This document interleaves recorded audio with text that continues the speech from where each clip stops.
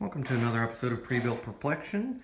Today we've got a Dell, specifically the wonderful Dell Precision T5400 workstation.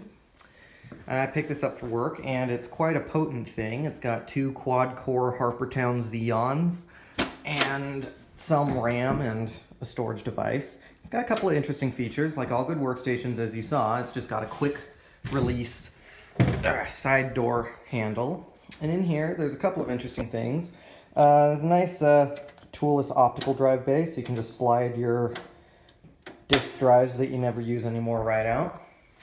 And there's this kind of funky PCIe bracket. It will hold your graphics cards in place allegedly, although as you can see, it does nothing on normal size cards, let alone half-size guys like this little 210 in here. It doesn't even touch it. When we fold it back, we've got a nice view of the area, but you're thinking, well, where's the CPUs? The answer is behind this hard drive cage, which forms one wall of the excellent cooling channel in here. And the hard drive cage itself, nothing too special, just, you know, standard, cheapo, easy, flimsy plastic removable tray.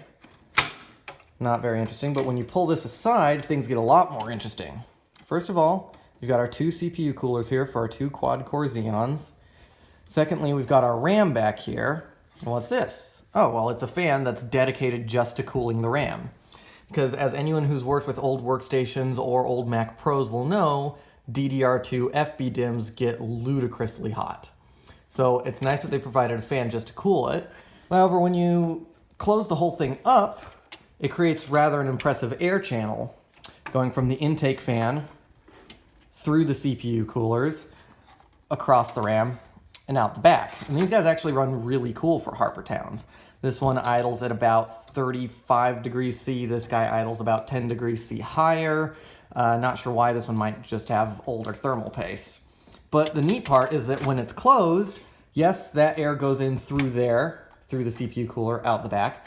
However, there's also, held in by the sidewall of the case, another air channel that goes through here, through the hard drives, and is then drawn in through the RAM fan that cools the RAM specifically, so it doesn't have to breathe hot exhaust air from the CPU cooler.